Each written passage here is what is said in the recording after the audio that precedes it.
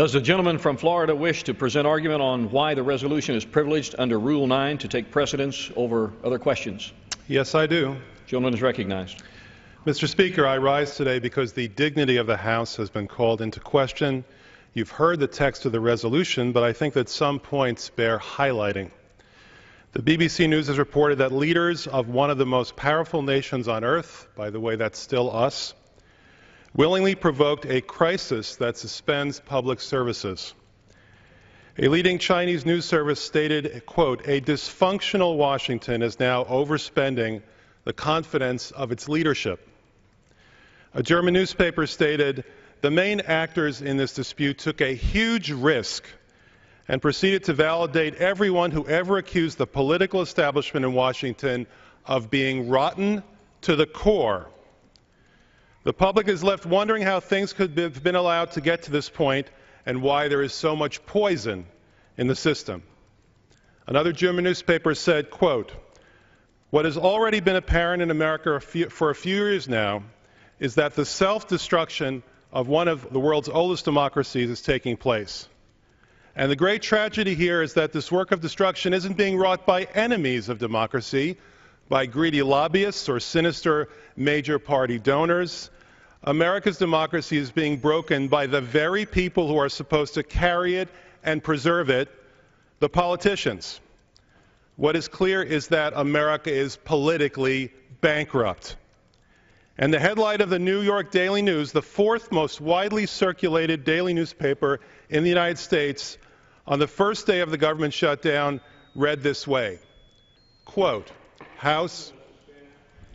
The chair has heard the reading of the resolution. Does the gentleman have an argument to present as to why it's confined as a matter of privilege under Rule 9? Yes, I do, and I was about to get to it. The gentleman may proceed. Thank you. As I just indicated, the headline on the New York Daily News, the fourth most widely circulated daily newspaper in the United States, on the first day of the government shutdown, read this way, quote, "House of Turds." The byline stated, "D.C. cesspools shut down the government and they get paid while the nation suffers." Just today, a new poll came out that demonstrated as follows. A national poll asked the following questions. What do you have a higher opinion of, Congress or witches? Congress, 32%, witches, 46%. What do you have a higher opinion of, Congress or hemorrhoids? Congress, 31%, hemorrhoids, 53%. What do you have a higher opinion of, Congress or dog poop? Congress, 40%, dog poop, 47%. Will the gentleman suspend? Yes. The chair would again ask the gentleman from Florida to address whether or not this resolution is privileged under Rule 9. Yes, I'm explaining why it's privileged under Rule 9.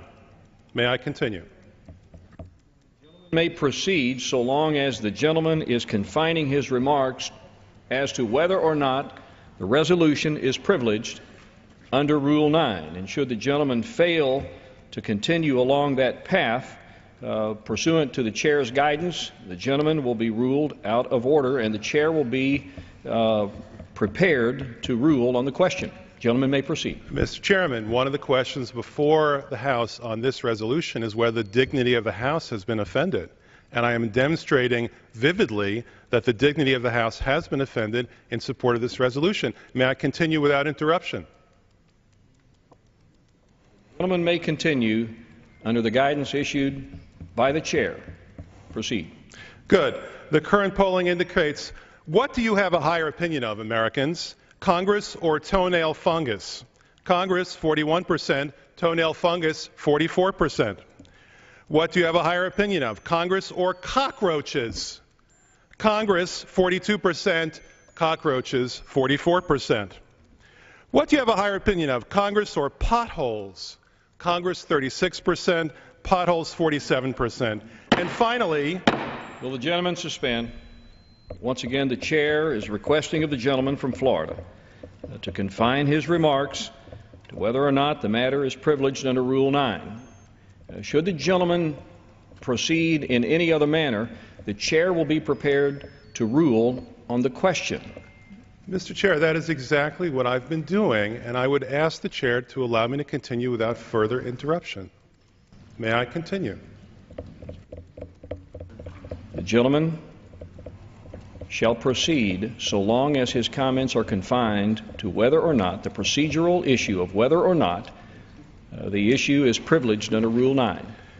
Mr. Chair, I want to repeat, one of the questions to make that determination is whether the dignity of the House has been offended.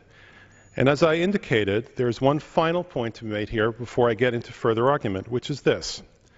The American public is now of the following opinion. What do you have a higher opinion of, Congress or zombies? Congress, 37%, zombies, 43%. Now clearly, statements such as these and others cited in the resolution call into question the dignity of the House. And these statements are not from a single editorial or merely one passerby. These statements are being expressed around the nation and across the globe. They've contributed to a congressional approval rating plummeting to 7%, that's 7%, in the latest Economist YouGov poll, and they must be addressed by this body. Thankfully, Rule 9 of the Rules of the House of Representatives provides members with a mechanism through which to address those times when the dignity of the House has been harmed and called into question. It allows for questions of privilege. Specifically, Rule 9 reads as follows. Questions of privilege shall be, first, those affecting the rights of the House collectively, its safety, dignity, and integrity of its proceedings. I submit to you, Mr. Chair, that these are questions squarely within the dignity of the House of Representatives. Further, Rule 9 provides that a resolution reported as a question of the privileges of the House shall have precedence of all other questions except for motions to adjourn. I've offered a resolution as a question of privileges of the House, and I'm here today to secure a vote on that resolution.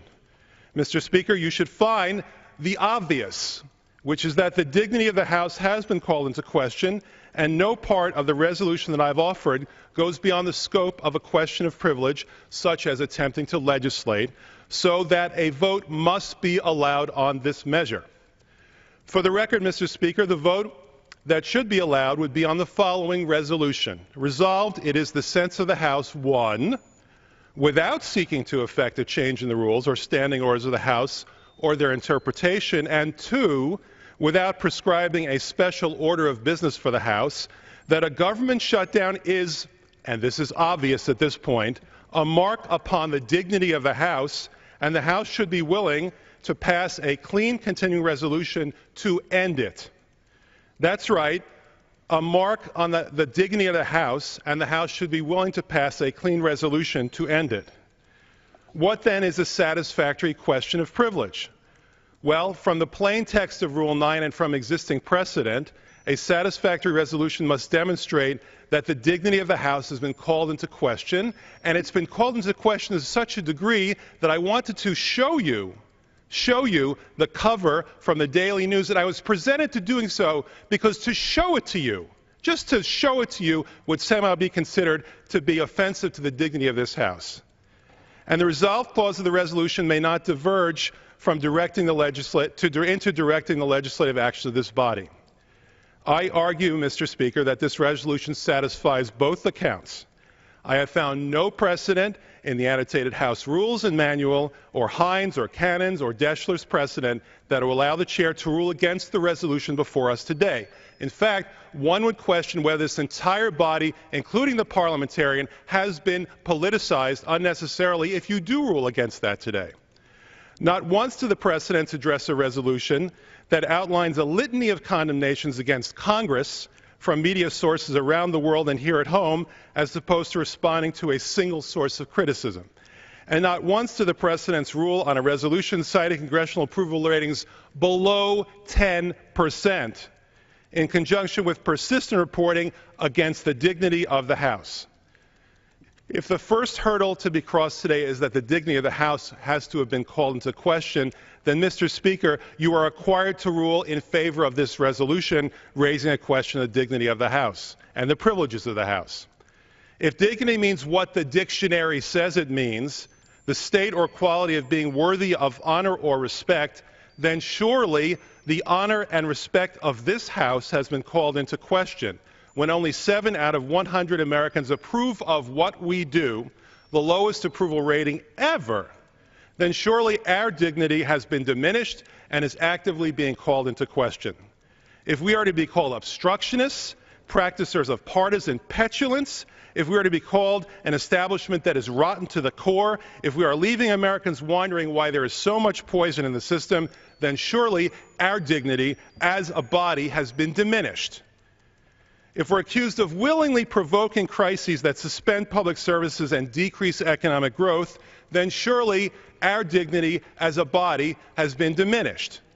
If we cause international media outlets to refer to us as politically bankrupt and responsible for breaking America's democracy, then our dignity as a body, as a House, is being called into question. Gentlemen will suspend.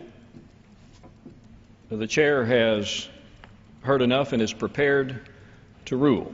Well, the chair has not heard my arguments. The chair again reminds the gentleman from Florida that he is not recognized and that the chair is prepared to rule on the question. Well, excuse me, but I have a point of parliamentary order.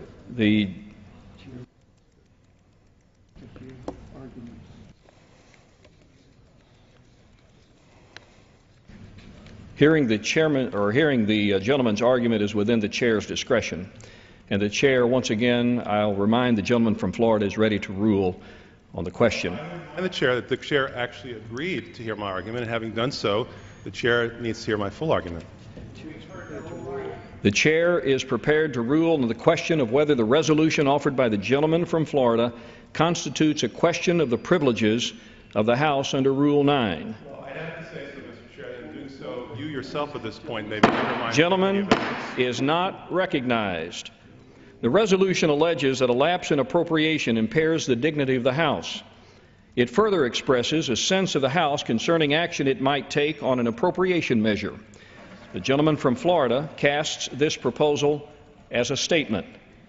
As the chair ruled on recent occasions, such as October 2nd and October 3rd, 2002, March 11th, 2008, and December 13th, 2011, in each case consistent with the principle enunciated by Speaker Gillette in his landmark ruling of May 6th of 1921, a resolution expressing a legislative sentiment ordinarily does not give rise to a question of the privileges of the House under Rule 9.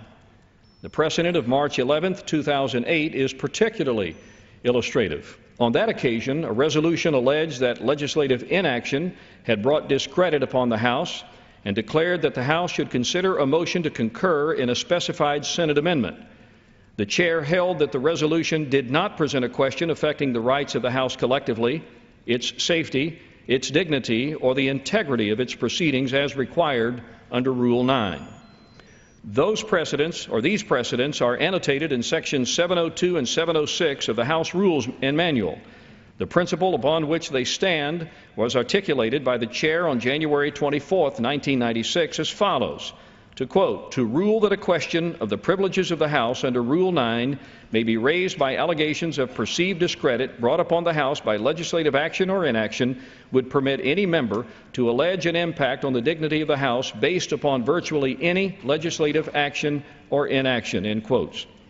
The chair would not distinguish between those precedents addressing resolutions that called for specific legislative action and a resolution that merely provided a statement about such action. Both express a legislative sentiment and are properly initiated through the introduction of a resolution via the hopper. For these reasons, the resolution offered by the gentleman from Florida does not constitute a question of the privileges of the House under Rule 9.